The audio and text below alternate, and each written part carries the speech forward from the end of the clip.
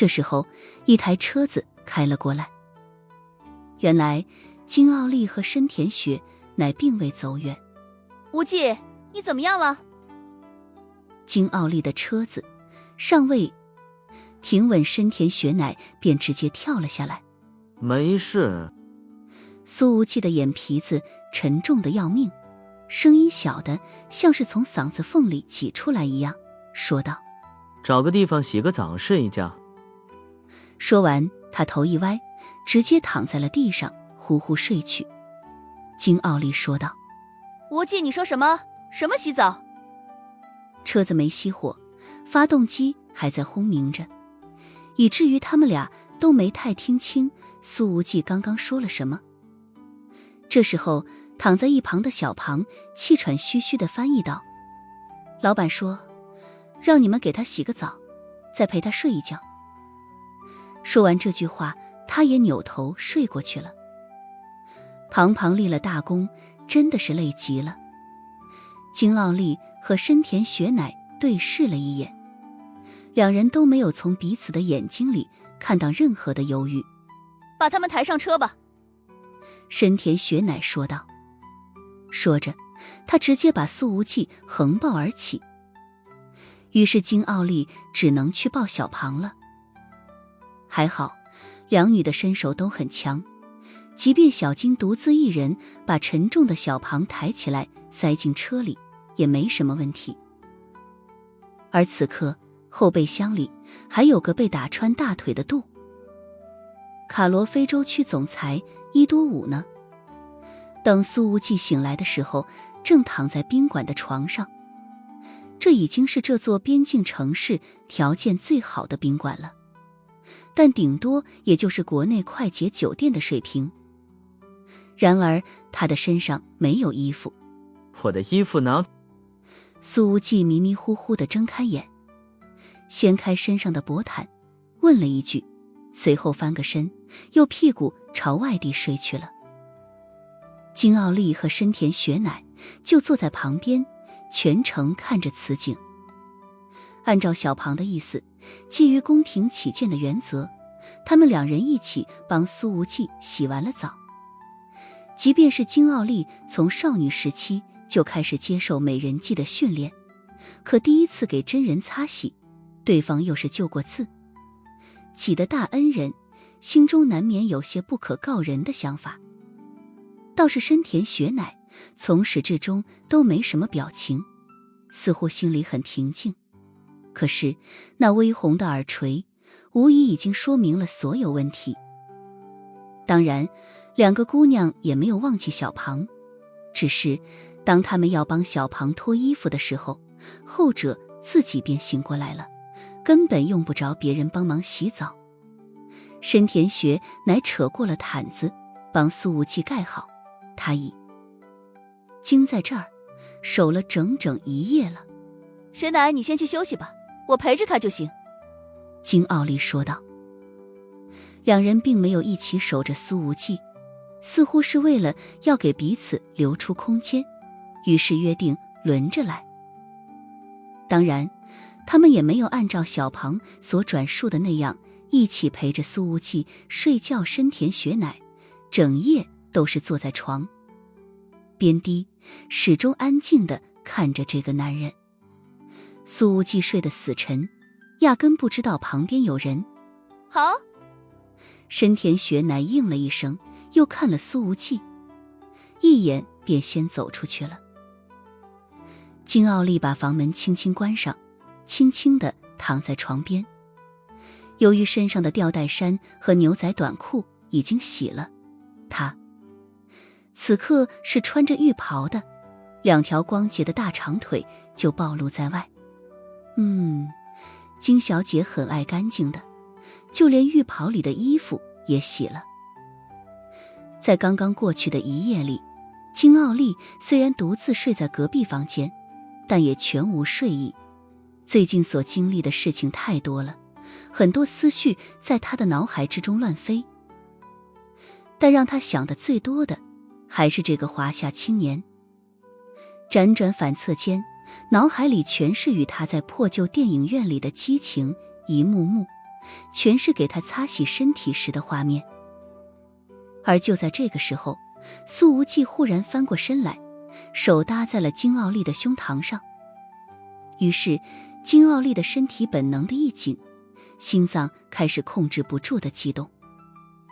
苏无忌的手在浴袍上放了几分钟，胡乱蹭了几下，似乎是感知到了什么，于是顺势探进了领口。这家伙看来真是休息的差不多了，连迷迷糊糊的时候都能自动导航。我的天是！金奥利没有敢乱动。拍卖会之前，在电影院里的那一幕幕重又在他的眼前浮现出来，太要命了。之前金奥利在电影院里穿着薄薄的吊带衫和创可贴，苏无忌的手也曾隔着衣物做这样的动作，但现在对方的掌心和自己的肌肤之间已经没有了任何阻隔。对于苏无忌的举动，金奥利一点都不反感，他就这么静静地躺着，也没有把苏无忌的手挪开的意思。过了一会儿，苏无忌似乎是觉得这样不太过瘾，于是伸手一扯浴袍的对襟，直接把脸凑了过来。等苏无忌迷迷糊糊地醒来，发现近在咫尺的是一张透着强烈绯红之意的俏脸。你我们……苏无忌愣了一下，他发现金奥利的浴袍就散乱地铺在身子下方，而那无限美好的身体就这么展现在自己的眼前，毫无保留，美不胜收。我们苏无忌晃了晃沉沉的脑袋，我们刚刚干什么了？别说不知道刚刚在干什么，苏无忌甚至完全想不起来自己是怎么来到这里的。金奥利的眼眸里似乎要滴出水来，他凝望着眼前的青年道：你真的想知道刚刚发生了什么？苏无忌说道。当然了。金奥利忽然轻轻一笑，我来告诉你，刚刚到底发生了什么。说着，他搂着苏无忌的脖子，把他搂至自己的身上，随后嘴唇便吻了上去。他的嘴唇是那么柔软，又那么炽热，柔软的就像是这普勒尼亚的沙土地，热的就像这非洲大陆上空的骄阳。苏无忌缓缓瞪圆了眼睛，紧接着又把眼睛闭上了。过了好几分钟，两人才分开，而苏无忌的手不自觉地已经放在金奥利的大腿上了。这谁扛得住啊？刚刚我们就是这样的。他气喘吁吁地问道。清了这一场，怎么感觉比跟第7禁卫贝里斯打一架还要累啊？不止。金奥利红着脸，眼睛里要滴出水来。苏无忌，我还干了什么？他现在也是着实有些不太淡定。金奥利说道：你刚刚也是像现在这样掰，啄我的大腿想要，但我没给劲。苏无忌的心脏一慌，立刻撑起来身子，不得不说出了那句渣男言论。真的吗？我什么都不知道。金奥利的双手抬起，捧着苏无忌的脸说道：无忌毕竟无论是出于报恩的心情，还是出于私人感情，我都是愿意把我自己给你的。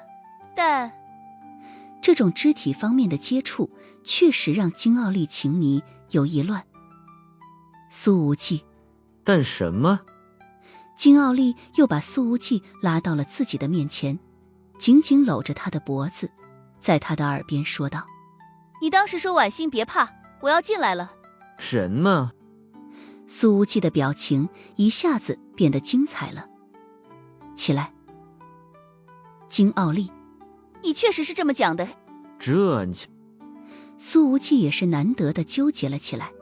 真对不起啊。他和对方现在俩人加起来身上都没有一件衣服，却迷迷糊糊地喊着别的女人的名字。不管对方是不是有使用美人计的成分，这似乎都很不合适。金傲丽还紧紧搂着苏无忌的脖子，不让他从自己的身上起来，而他自己则是睁着眼睛看着天花板，说道：我又没怪你，毕竟你对我又没有什么感情基础。苏无忌：那也不合适，不合适，我跟你道歉。用枪指着人家，算道歉吗？你很爱他，对不对？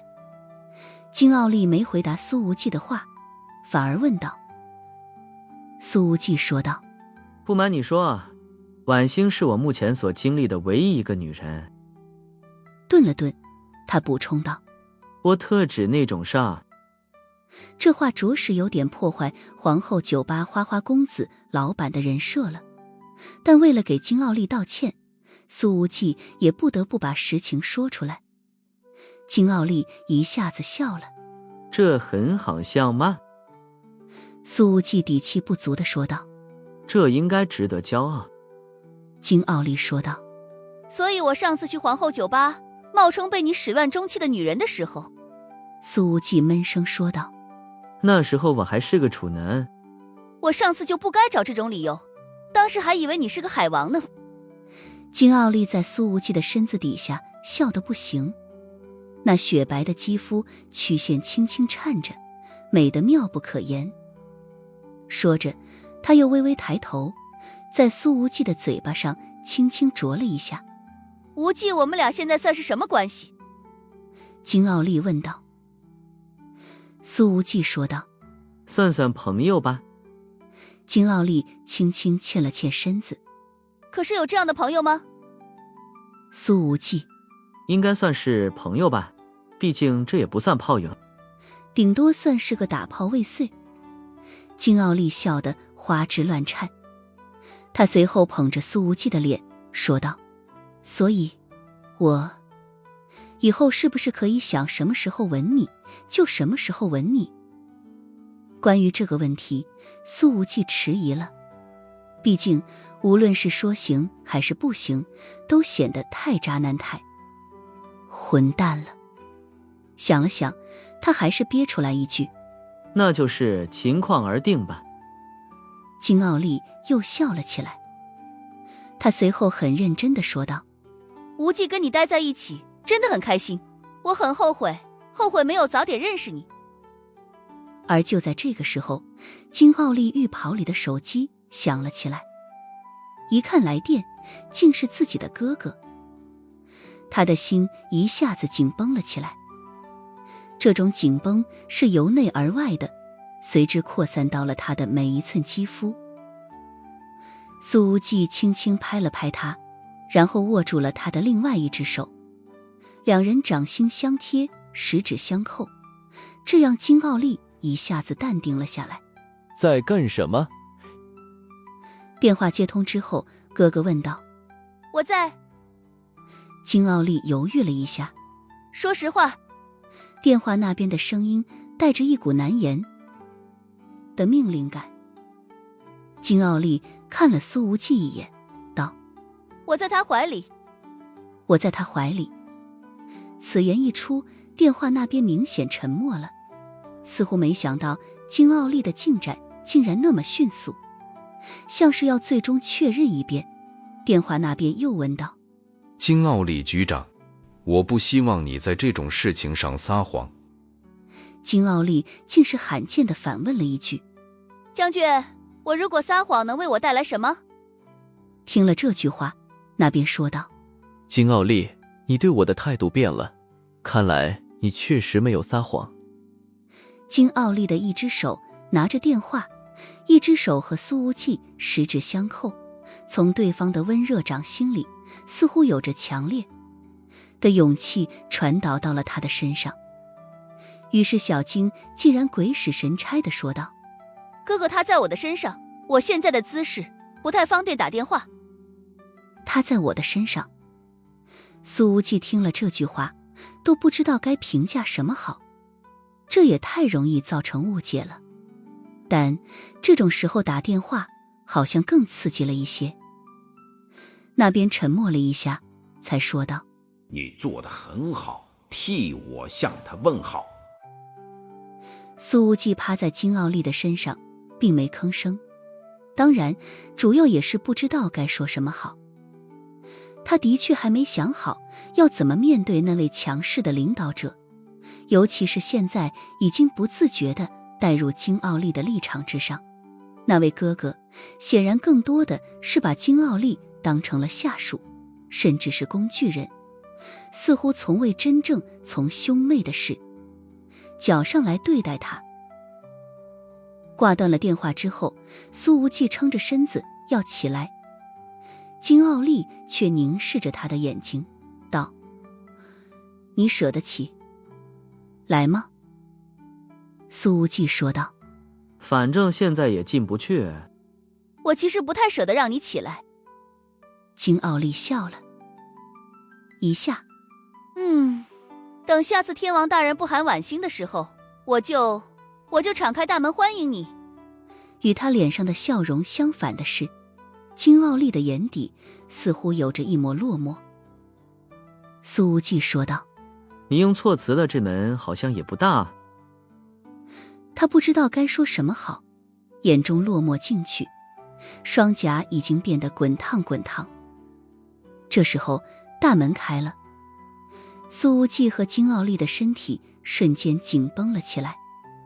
深田雪乃出现在了门口，他回房之后完全没有睡意，便想要来看看苏无忌的状态，可下一秒他的表情便是僵硬在了脸上。这……金奥丽满脸羞意与尴尬，说道：“雪乃，我不是趁你不在故意偷吃的，希望你不要误会。”这听起来是在认真解释，可其中的每一个字都没有任何的说服力。苏无忌扯过薄毯，紧紧围在自己的腰间，然后顺手拍了一下金奥丽的胸口：“你也穿上衣服吧。”后者浑身僵硬地站起身来，穿好了浴袍，还强行解释了一句：“师奶，我里面的衣服都洗了，所以就只能穿着浴袍了。”在这过程里，深田雪乃的目光一直落在金奥丽的身上，对方脖颈和锁骨下方的草莓印都清晰，可见金奥丽被这眼光看得浑身不自在。他干脆也不再解释了，反正无论从任何一个角度来看，都是自己在主动勾引苏无忌。雪乃，苏无忌也不知道该解释什么，他说道：“我醒来之后就是这样了，可能也是睡迷糊了。”深田雪乃的俏脸上没有任何表情，转身走了。出去。苏无忌和金奥丽对视了一眼，两人的表情都很不自然，后者甚至还有点紧张，似乎在担心自己与深田雪乃的关系会因此而破裂。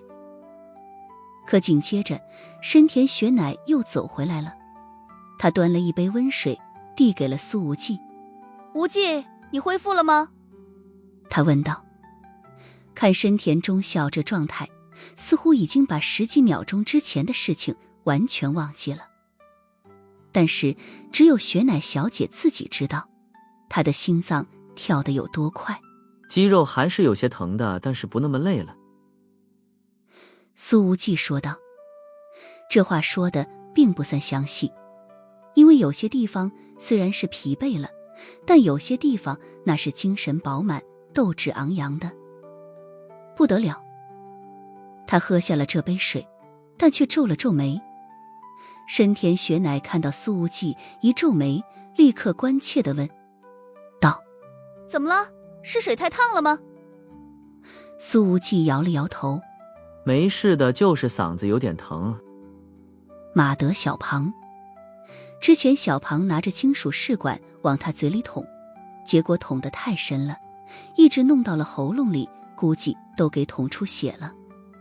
金奥丽觉得待在这里尴尬的不行，立刻走到了门边，说道：“无忌，我先出去换衣服，让雪乃陪你吧。”刚刚被苏无忌弄得乱七八糟，一塌糊涂。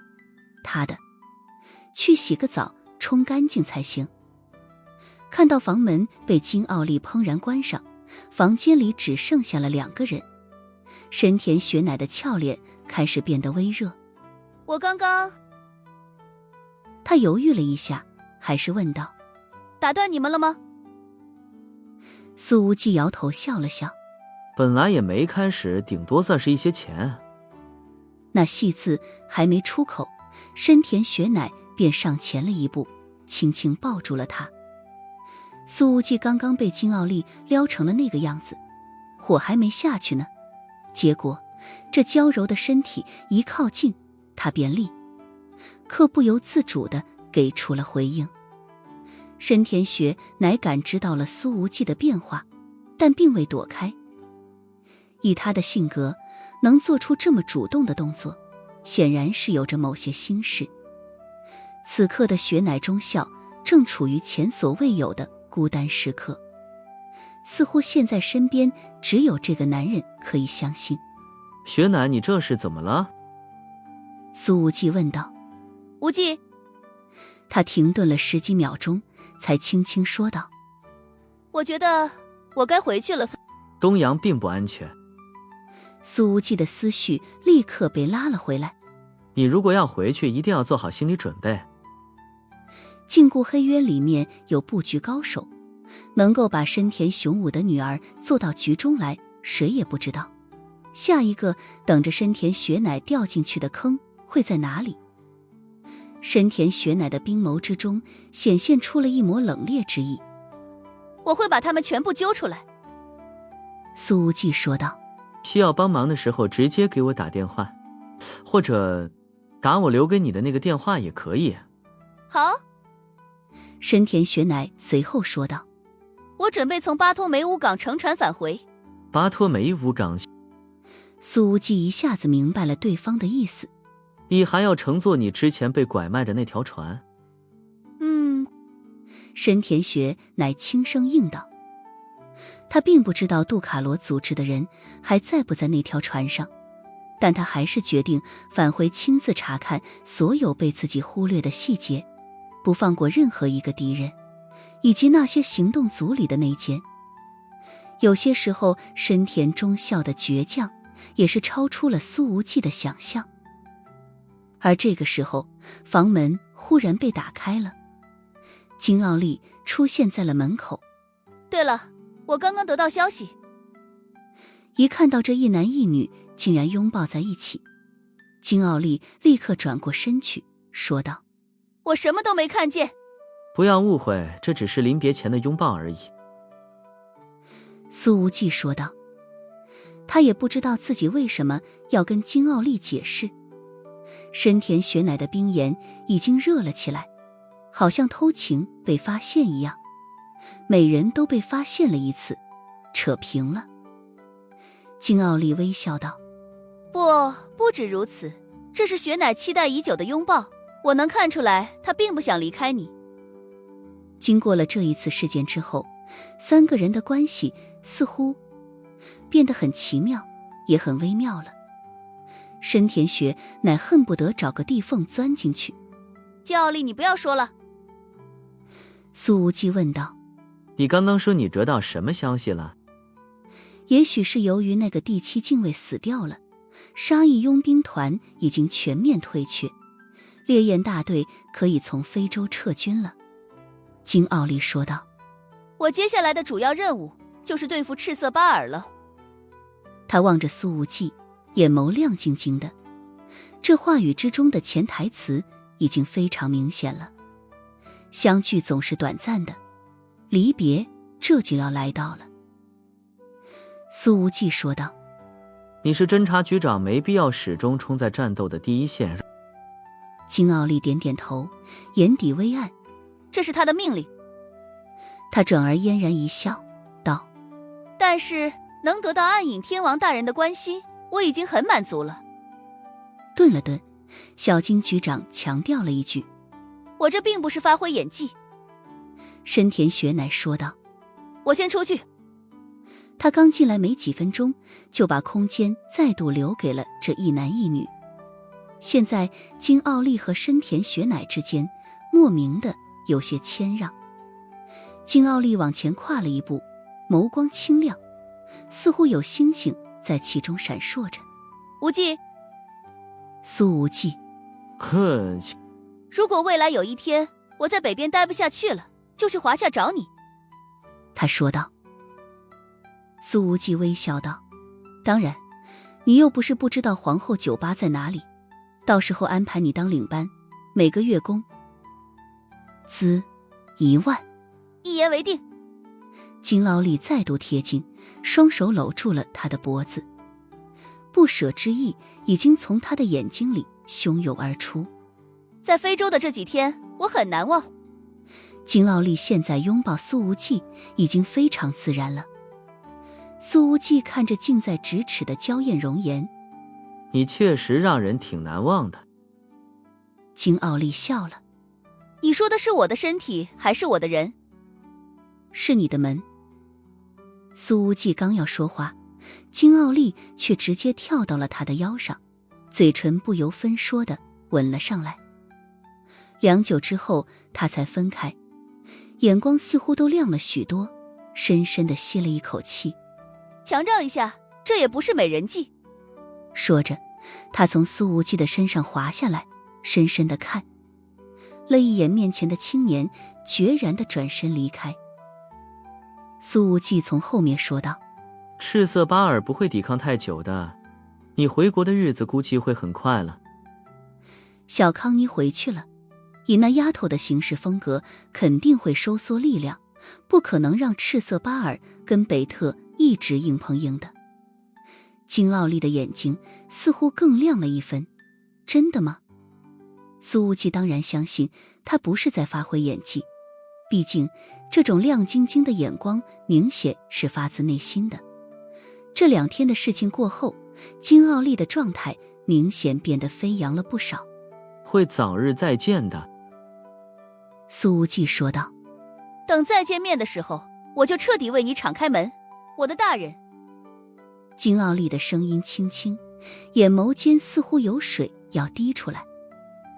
他撩完就跑，留下苏无忌在房间里独自燃烧。金奥利乘车离开了之后，苏无忌又去冲了个冷水澡，好不容易才缓了过来。这北新国的女特工到底是受过美人计训练，即便她没有刻意展现，但无意间所流露出来的伤力也仍旧让人很难抵抗。无忌，我也该走了。深田雪乃走了过来，说道。苏无忌却一把拉住了他的手腕。我陪你乘游轮回去。什么？深田雪乃的冰眸猛然一颤，眼睛深处随之涌出了惊喜的光。苏无忌笑道，我不放心雪乃小姐一个人面对杜卡罗啊。深田雪乃点点头。他其实很开心，但表达情绪的方式还是内敛了，在某方面的进度上跟主动大方还受过专业训练的金奥利一比，还是明显吃亏了。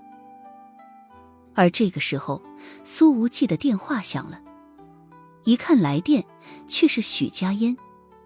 苏无忌接通之后，直接打开了免提，道：什么事儿？许家嫣瞬间化身许小浪。你把雪乃救了，现在是不是已经尝到了一线天的滋味了？怎么样，它甜不甜？许家嫣这句话一出，深田雪乃的俏脸立刻变得滚烫。显然许小浪当面调侃了几次之后，深田忠孝也仔细观察了一下自己，终于后知后觉地知道自己在某些方面确实是天赋异禀的。苏无忌说道，我和雪乃清清白白，你别瞎扯啊，什么甜不甜的？人家那该是甜的吗？许家嫣说道。别口不由心了，人家雪乃可不想和你清清白白。说吧，什么事儿？苏无忌问道。你打电话来应该不是只要问关于一线天的事情吧？深田雪乃在旁边抿了抿嘴唇。许家烟终于开始说正事了。杜卡罗这次表现得太专业了，就算是雪乃有主动入局的意思，但是他们把东洋的联合调查组耍得团团转，还是……苏无忌说道。我知道，我已经准备陪着雪乃一起调查这件事了。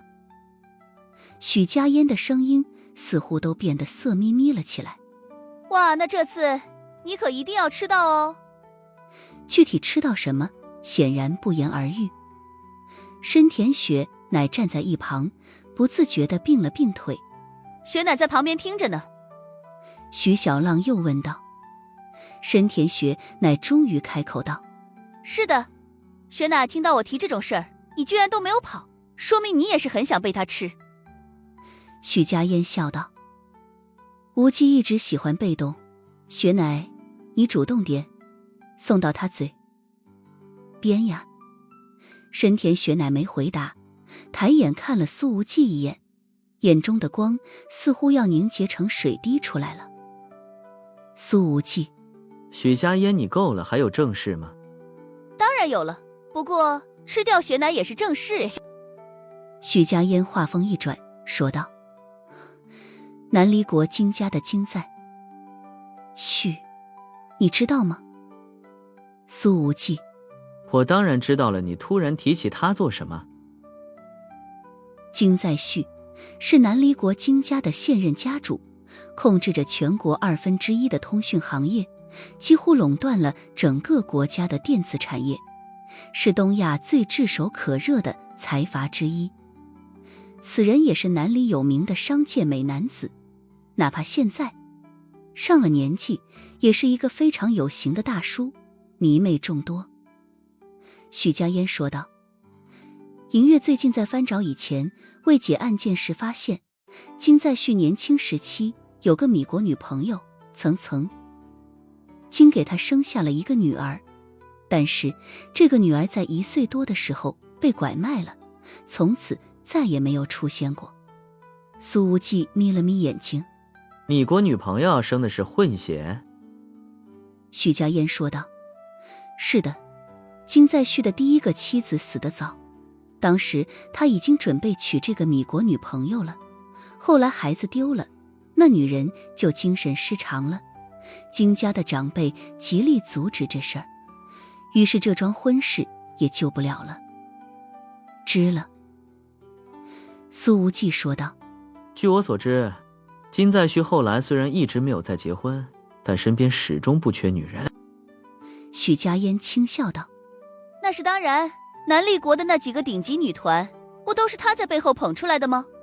金家少了一个继承人，能少被分走不少财产，豪门这种事情屡见不鲜。苏无忌已经先入为主地认为这件事情是金家内部搞出来的了，他接着说道：还有什么事情吗？许家烟说道：银月抓到了一个上了年纪的人口贩子，据说当年从金在旭家里偷出来的，这个孩子被送去了北星。1小时之后，苏无忌开着车带着深田雪乃一路驶向位于普勒尼亚另外一端的巴托梅乌港，这相当于要穿越整个国境了。而邻国兰斯尼亚的那些风云似乎已经被远远丢在了身后。至于被禁锢黑渊打穿了大腿的伊多武，已经因为失血过多死在了后备箱里，也让银月失去了很多线索。而小庞则是开着一台车远远跟在后面，苏无忌死活不让他跟自己乘坐同一台车。苏无忌说道：咱们会经过普勒尼亚的首都，在那里休整1夜再走。好。深田雪乃点点头，椒盐映着非洲的日光，似乎怎么晒都晒不黑一般。他其实还想让苏无忌开得慢一点，但却没法开口。苏无忌说道：咱俩今晚住同一间房。深田雪乃莫名想起了许家烟在电话里所说过的那些话，于是并了并腿，轻轻应了一声。也许是被太阳晒的，使得他此刻的俏脸明显有些发热了。我来开车吧，你这几天太累了。深田雪乃说道。雪乃中校并不是一个特别懂得关心别人的姑娘，但她目前似乎正在开始学习这件事。苏无忌倒也没跟她客气，换到了副驾之后，很快便睡着了。过了7、8个小时，才到了普勒尼亚的首都。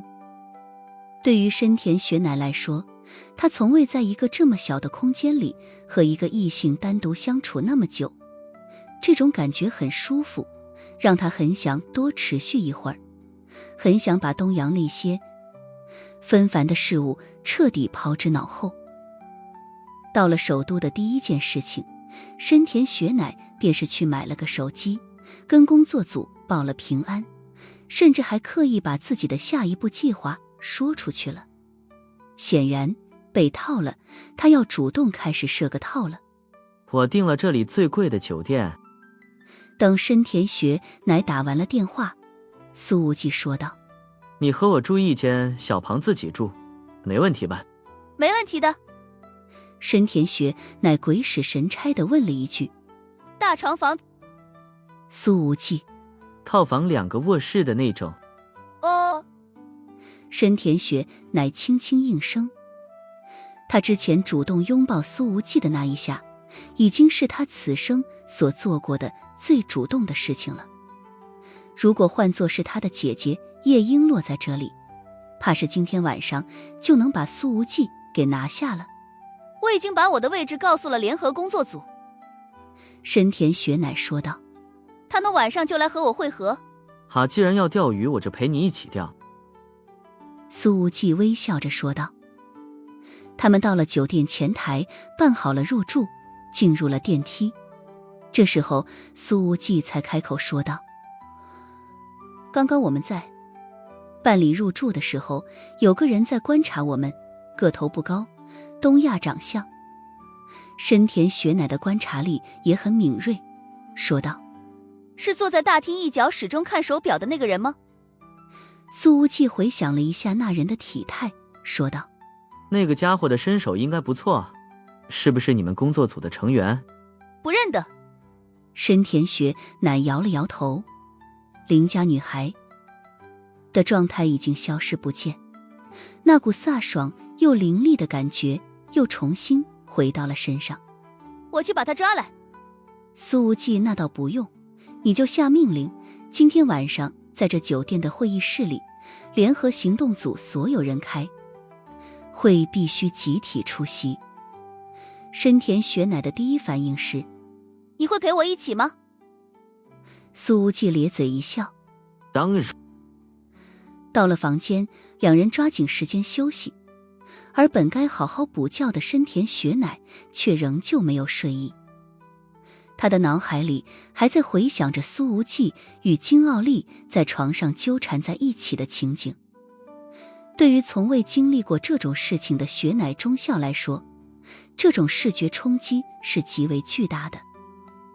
况且他之前在帮昏睡过去的苏无忌擦洗身体的时候，还一个不小心碰到了。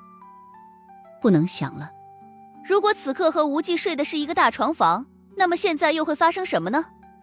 深田雪乃的思绪很纷乱。他以前的确是对苏无忌有着远超出其他男性的好感，但是从来没想过一步到位，直接和对方发生那种超有益又超刺激的关系啊。可经历了这次被营救之后，深田大小姐满脑子都是这种事情，也不知道这是2次发育了，还是终于开窍了。金奥利怎么就能和无忌的进展那么快呢？他有点不太懂。2个小时之后，深田雪乃走进了会议室，他的身后跟着苏无忌。此时会议室里已经坐了10几个东洋人，7个来自陆军，8个来自于警视厅。在深田雪乃被拐走的这几天里，他们真的快要急疯了。深田雄武得知女儿失联，立刻给工作组施加了巨大的压力，甚至已经安排了一支特殊作战群来到了非洲寻找。此刻看到深田雪乃出现，会议室里响起了一片掌声。这些工作组的成员们纷纷松了一口气，否则的话，他们的余生怕是要遭到深田上将的各种打压报复。谢谢各位。深田雪乃走进来之后，先是扫视了全场，没有鞠躬，也没有敬礼，那张冰颜上没有任何表情。他并没有先坐下，而是拉了一张椅子过来，和自己的椅子并排放在会议桌首。如果没有华夏的苏队长，各位就见不到我了。深田雪乃说道。他拉住苏无忌的胳膊，把他引到座位上坐下来。其余的工作组成员纷纷起立，向苏无忌敬礼致意。苏无忌淡淡的摆了摆手，算是回应，也没给什么好脸色。深田雪乃说道：杜卡罗如此顺利地把我从船上劫走，我后来仔细复盘了所有环节，各位不知道问题到底出在哪里。按照工作组本来的计划，他们应该利用深田雪乃当诱饵，在船上把这支杜卡罗人贩子团队一网打尽。结果不仅一个人没抓到，一个人质都没能解救，反而把深田忠孝给赔进去了。问题在我。一个中年男人说道。他是警视厅一名专门负责人口失踪案的警官，名叫岛津志介。是我负责安排对雪乃小姐的保护，以及对杜卡罗的跟踪。可是杜卡罗暗杀了我的2名手下，还伪造了现场，把我的注意力全部牵扯到了另外一个方面。他的话还没说完，深田雪乃便摆了摆手。不，这不怪你，岛津警官，你做的已经很好了。我向雪乃小姐保证，我一定戴罪立功。岛津志介说道。显然他也担心自己遭到深田上将的报复。的确，从深田雪乃被绑架的过程来看，岛津志介的确应该承担一部分的责任。土井组长。深田雪乃转向了另一个中年男人，说道：你能否告诉我，是谁向你推荐了我进入工作组呢？随着深田雪乃的这个问题，会议室里沉默了好一会儿，才有一个中年男人站了起来。是安全大臣。此人也是一名来自东京警视厅的高级警官，担任这次行动的组长，名为土井明司。他的声音里透着一股战战兢兢和陪笑讨好的味道。据说是安全大臣只是警视总监点名，希望深田小姐可以参加。他不敢说下去了，表情之中透着悚意，似乎这土井明司已经看到了2个庞然大物。一般的政治派系互相碰撞所产生的激烈火花，对于其他普通官员而言，随便被这些火花溅上一下，都是会要了命的。苏无忌眯着眼睛笑了一下。这种级别的案件，连深田雄武都是懒得过问的，竟然能惊动东洋的安全大臣。苏无忌倒是知道，这个安全大臣一直是站在现任首相那一边的，也就是处于深田雄武的对立派，大费周章地把深田雪乃拐到了非洲，不仅是为了给那位第7禁卫创造干掉自己的机会，顺带还能除掉政敌的女儿。这个布局之人其实已经很高明了，所作所为非常隐蔽，所有的阴谋线看起来都很合理，很自然。但他却没有料到，苏无忌居然能把第7禁卫贝里斯给反杀了。可是苏无忌很不解的是，知道自己与深田雪乃关系好的人其实并不算漏。华夏国内共就那么几个，东洋也有几个。这次下手的针对性如此之强，那么这个局究竟是谁从背后布的？华夏人还是东洋人。很好。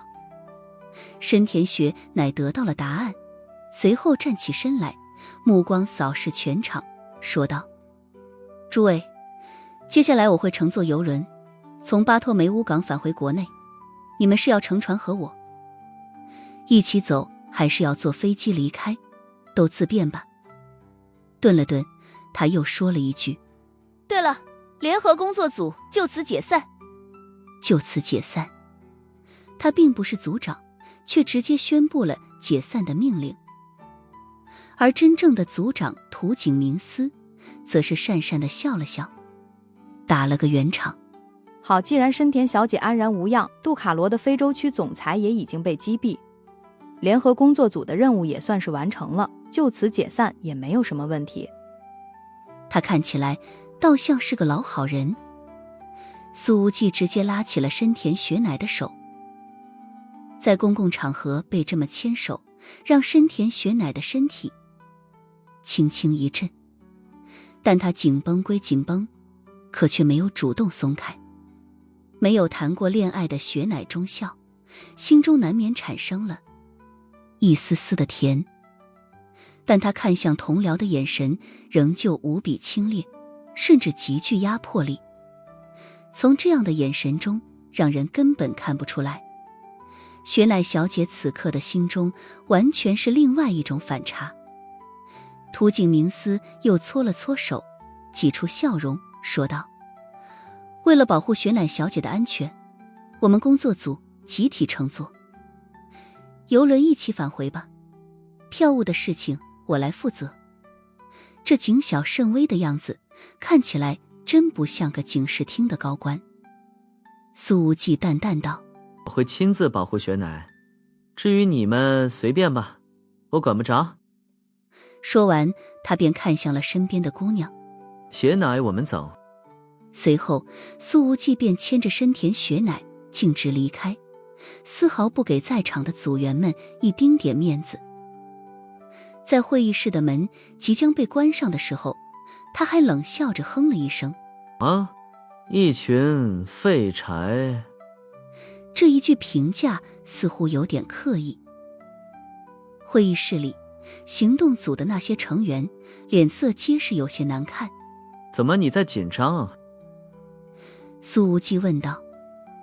他已经感觉到深田雪乃的掌心里满是汗水了。深田雪乃点点头，那犹如东湖碎冰的眸子里隐藏着一股难言的情绪。这是我第一次被男人牵手。之前苏无忌拉过他的手腕，但这和这样紧紧牵手可完全是两码事。苏无忌，那有什么，咱俩不都拥抱过了吗？牵手和拥抱不一样的。深田雪乃眸光轻垂，声音之中好像很平静。苏无忌，嗨，区别不大。深田雪乃抿了抿嘴唇，不再言语。此时虽然已经不在那些行动组员们的视线范围之内了，但他仍旧没有把手从苏无忌的掌心之中抽出来的意思。而等他们走后，会议室里已是议论纷纷。土井组长联合行动组的任务尚未完成，就这么彻底解散了。雪乃小姐是我们防卫队的中校，身份位置极为敏感，她怎么可以和一个华夏军人走得那么近？现在深田中校对于那个华夏青年的信任明显高于我们许多。土井明司摇了摇头，深深地叹了口气。我身为组长，对行动组员保护不力，我将承担全部责任。苏队长救了雪乃小姐，这没什么可说的，我们应该感谢他。一个警视厅的中年男人说道。可是既然进了联合行动组，就该一视同仁，凭什么深田雪乃要搞特殊？凭什么他要凌驾于我们所有人之上？另外一人则是一拍桌子：是啊，看他们刚刚那个样子，完全把我们当成嫌疑犯来审视。大家都是行动组员，深田学乃有什么资格来调查我们？还有那个华夏青年凭什么骂我们是废柴？好了，都不要说了。土井明司说道。雪乃小姐之前的生命受到了威胁，即便是生气也是可以理解的。而你们，算了，工作组解散了，我已经不是组长了。他摇了摇头，叹息了一声，没有再多言。可这个时候，会议室的门忽然被打开了，那一对年轻男女竟然重新出现在了门口。苏无忌笑眯眯地说道：“怎么，我刚刚听见，好像有人对我们家雪乃有意见。”会议室里立刻噤若寒蝉，没有谁想到苏无忌居然还回来了。深田雪乃站在他的身边，眸子里似乎根本没有半点情绪。他也没想到苏无忌还会把自己拉回来，似乎这个青年已经提前猜到会议室里会发出一些不和谐的声音。这时候的深田雪乃忽然意识到，之前在离开会议室的时候，苏无忌说了一句“一群废柴”，就是故意激起这群人的情绪。刚刚谁说雪乃坏话的，怎么不敢当面说呢？苏无忌冷笑着问道。会议室里没有人吭声。苏无忌随后走到了一个中年男人的身后，拍了拍他的肩膀，说道：“我要是没听错的话，刚刚对我意见最大的人就是你吧？”这男人的身体一僵，脸上控制不住地涌出了惶恐。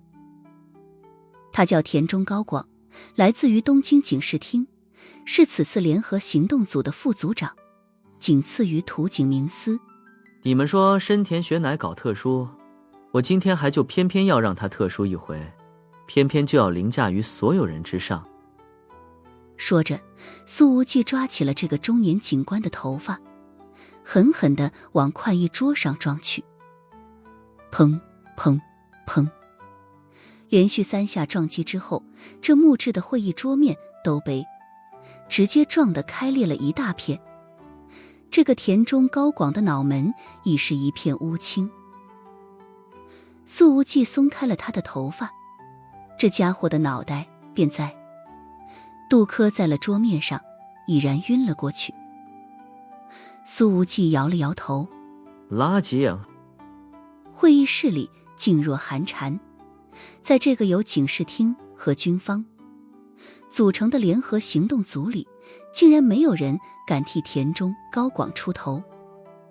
苏无忌随后又拍了拍另外一人的肩膀，此人就是刚刚说深田雪乃凭什么有资格调查他们的。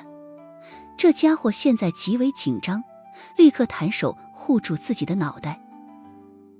苏无忌摇了摇头，说道：“别紧张，要打你的头。”这家伙心中稍稍一松，可是下一秒他便感觉到自己屁股底下的椅子被直接抽走了。他失去了重心，一屁股坐倒在了地上。苏无忌却高高的举起椅子，狠狠地抡在了他的脑袋上。只是砸了一下，这个中年男人便是眼前发黑了，立刻双手抱头，狼狈至极。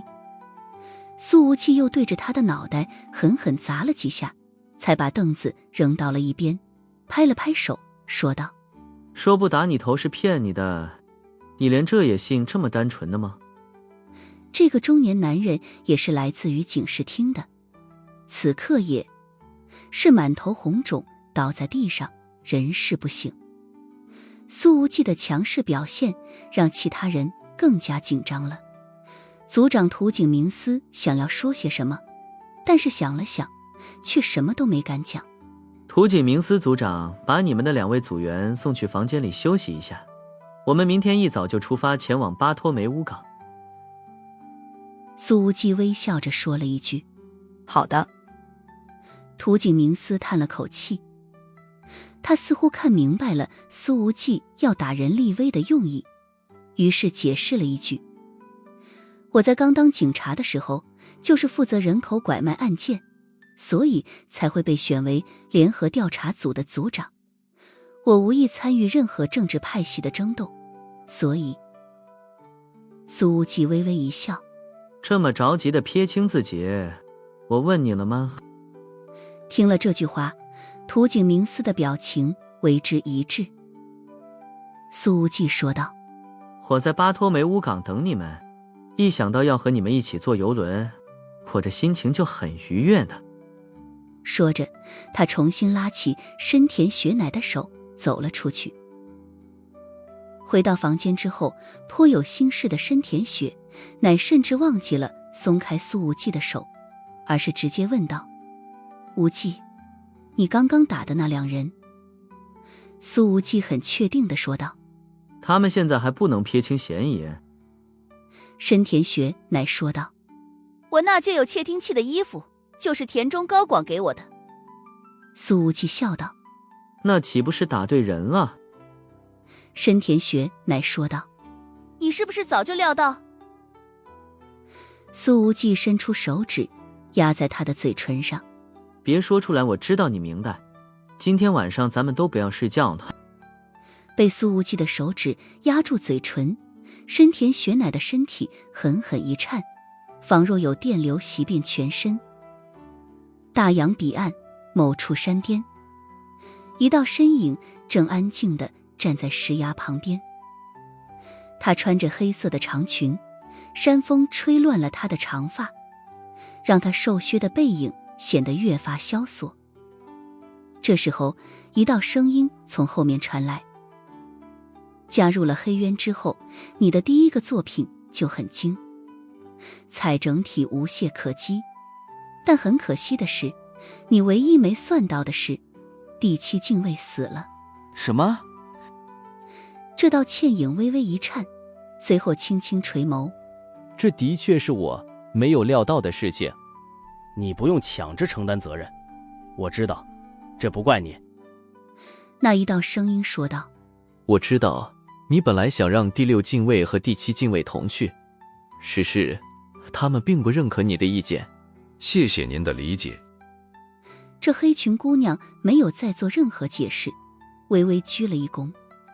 那道声音继续说道：在我看来，你的加入比第7禁卫要重要得多，继续努力吧。黑渊有的是资源，这里才是你实现梦想的地方。这一夜，苏无忌和深田雪乃都没有睡觉，2人一直进进出出的，不知道在忙活些什么。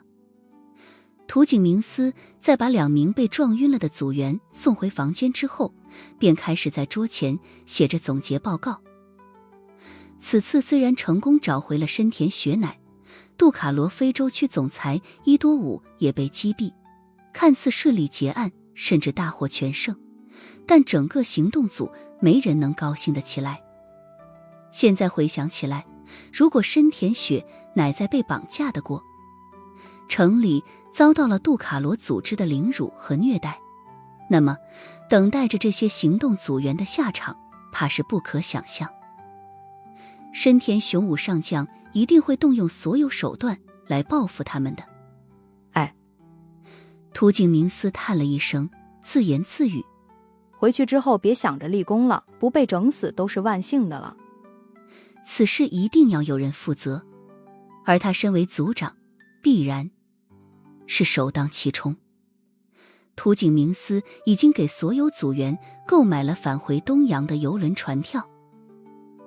做完了这一切，他的困意上涌。深田雪乃被杜卡罗带走，近乎人间蒸发，使得他已经很多天没有睡个好觉了。过了今夜，一切就要结束了。打着哈欠说了一句困极了的土井明司连澡都懒得洗，直接趴在桌子上睡去了。一觉睡到了早晨8点钟，土井明司出了门，先去看望了一下2个被打晕过去的组员。其中一人已经醒来了，脑袋一片乌青，正在骂骂咧咧地收拾东西呢。涂景明思问道。和你同住一个房间的田中高广呢？他去哪里了？这个中年警官说道，他2个小时前就醒了就开始骂人，吵得我都睡不好，然后便出门去了，不知道去了哪里。涂景明思眉头一皱，立刻说道，快联系他。然而电话打不通，完全联系不上。紧接着涂景明思的电话声响起来了，接通之后竟是酒店经理的来电。涂景先生，你们团队的一名成员死在了酒店门口，被人割了喉咙，警察已经来了。什么？我立刻去看看。涂景的脸色一变，立刻快步冲下楼。死者就是田中高广，他并不是在这里死掉的，酒店门前并非第一案发现场。20时钟前，一台黑色的车开过酒店门口，直接把他的尸体扔下来。酒店的安保战战兢兢地说道，我想去把他扶起来的时候，心跳已经停止了。警方这次的效率很高，已经赶到现场，拉起了警戒线，不允许任何人靠近田中高广的尸体。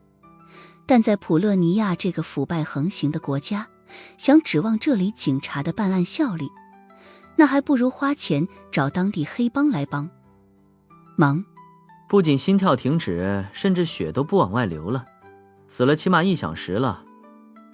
这时候，一道淡淡的声音从后面响起来，发声的正是苏无忌，他正和深田雪乃并肩站在人群后面。东洋行动组的所有人都朝后面看去，每个人的眼睛里都透着怀疑和警惕。昨天这田中高广被苏无忌打了一顿，结果大早晨的便死于非命，这未免也太巧合了。发生了这种事，苏无忌就是毫无疑问的第一怀疑对象。涂景明思警惕地看了一眼苏无忌，声音冷冷，苏先生，我需要你给我一个解释。苏无忌眯着眼睛笑起来，涂景组长，你这是在怀疑我吗？苏先生，你的确是最有嫌疑的那个人，你有杀人动机。涂景明思一改昨天唯唯诺诺的样子，沉声说道。不仅是他，所有东洋组员在看向苏无忌的时候，目光之中都充满了警惕和提防。我整夜都和雪乃在一起。苏无忌说道。雪乃可以为我作证。然而涂景明思立刻说道，雪乃小姐是你的恋人，她的证词没有任何效用。按理说，被涂景明思这么怀疑，深田雪乃本该不高兴才是，但他听到对方说出恋人这个词的时候，唇角的弧线似乎微不可察地柔和了一分。只是他看着涂景明思的眼光仍旧冰冷如霜。苏无忌说道，不是我杀的。涂景明思的声音沉沉，是不是你？你说了不算，我需要调查。现在把苏先生和雪乃小姐请进会议室，在我的调查结果没有出来之前，他们不许离开。苏无忌冷笑道。可我凭什么相信你的办案能力？涂景明思怒道。我本来就是警察，酒店门口都有监控，可以查清楚你半夜有没有出门。苏无忌摇了摇头，微笑着说道，我确实是出门了，可你这么激动地指责我，会不会是你杀的啊？涂景明思的眼睛里满是愤怒，混蛋，你在污蔑我。其他人也都认为苏无忌是在强词夺理。涂景明思吼道，把这个华夏男人给我押进会议室，这是头号嫌疑犯。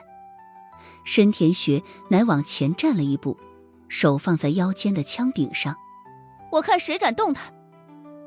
苏无忌摇头笑了笑，涂景组长，你越是要这么着急地把矛头指向我的头上，就越是说明你心虚了。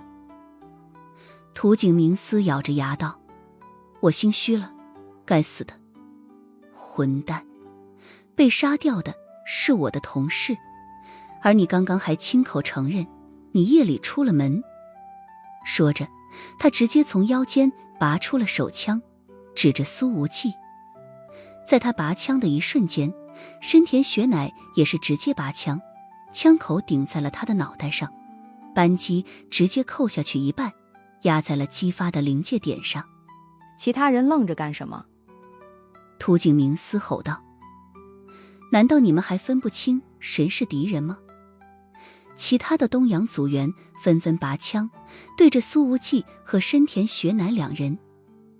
普勒尼亚首都的警察们站在原地，没有任何的动作，似乎都愣住了。这么多人要当着他们的面火拼，这些警察们也不知道自己是不是该抓紧跑掉。而这个时候，一道声音响起：把他们的枪都给我下你！数道全副武装的身影已经从周围迅速冲出来了，他们个个端着突击步枪，身上透着未散的硝烟味道。华夏烈焰大队。之前苏无忌本来就把2支分队留在了普勒尼亚的境内，他们已经抓住了贸易大王奥耶斯，第一时间将之秘密转移回了华夏。涂景明司的脸色已经变得极为难看了，他说道：杀了人还准备动用武力来镇压我们。苏先生，你们枪口所指着的都是东洋的警察和军人，你这么做会引发外交事件的。苏无忌微微一笑，说道：我用枪指着这里的凶手，有什么问题？涂景明司的表情一变：你这是什么意思？我整夜都没有离开过酒店，我趴在桌子上睡了整一夜，根本没有杀人的可能。确实，起码现在看来，他的额头和小臂上还有趴着睡觉被压出来的红印呢。我也没杀人啊。苏无忌摊了摊手：可你迫不及待的要把帽子往我的头上扣，这让我不得不怀疑你了。涂景明司盯着苏无忌沉沉说道：可你是再往我的身上泼脏水，你才是真正的凶手。既然在这里掰扯不清，那就让我们去酒店的会议室好好聊一聊。苏无忌又微笑着强调了一遍：就去昨天我们见面的那个会议室。不，查出真相来，谁都不准离开。在烈焰大队的枪口之下，这10几个东洋人不得不憋屈着前往。而在这个过程里，深田雪乃始终站在苏无忌的身边，这让那些东洋同僚们对他更加愤怒。深田忠孝，昨天被苏无忌用椅子狠砸脑袋的那个中年警察愤怒地喊道：所有人都说你为人正直，行事刚正，只认规则，不近人情，可现在你非要站在真相的对立面，站在杀人凶手的旁边。在看到了田中高广的尸体之后，这哥们着实是被吓得不轻。毕竟昨天俩人都跟苏无忌发生了冲突，下一个死的是不是就要轮到他了？深田雪乃冷冷地看了他一眼，声音简直能冻死人。我只是站在真相这一边。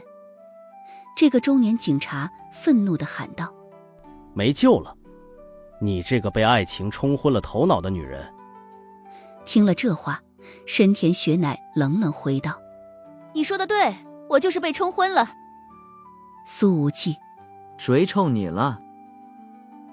到了会议室之后，涂景明司率先冷笑着开口：苏大队长，你不会是要把我们全部集中在这里，然后杀人灭口吧？此刻的他和昨天晚上那个左右为难的老好人简直判若两人。苏无忌摇了摇头：涂警组长，我问你，雪乃在被杜卡罗抓走之时身上穿的那件蓝色衣服是不是你给他的？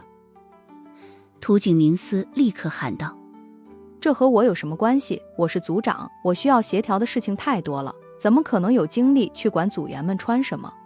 这听起来好像还挺有道理。苏无忌笑了笑，随后道：但是雪乃说这衣服是田中高广交给他的，让他换上。涂景明思愣了一下，似乎是在回想，随后才说道：对，就是田中高广来负责组员们的衣物。我想起来了。苏无忌微笑道：你要是这么说，我就放心了。涂景明思的眉头一皱，表情开始变得阴郁了起来。你这是什么意思？那你看看这个。苏无忌随手抛给他2个扣子，这是从那件衣服上拆下来的扣子，里面是窃听器和 GPS 定位装置。之前苏无忌把这2个扣子扔出了车窗，但为了吸引禁锢黑渊的高手，他下车后又捡起来揣回了口袋。听了苏无忌的话，现场一片死寂。显然这些组员们都还不知道此事。原来杜卡罗早就盯着他们的一举一动了。苏无忌的目光从每一个组员的脸上扫过，语气微嘲地说道：说不定你们的衣服里也有窃听器，时时刻刻处于敌人的监视之中。涂景明思的眉头一皱，如果你说的是事实，那么这个田中高广难道就是杜卡罗组织安插在行动组里的那间？苏无忌摇了摇头。但是这个田中高广对我说，那一件衣服是你交给他的。涂景明思的脸直接涨红了，吼道：要么是他胡说，要么是你撒谎，你无论怎么做都没法掩盖你的杀人行径。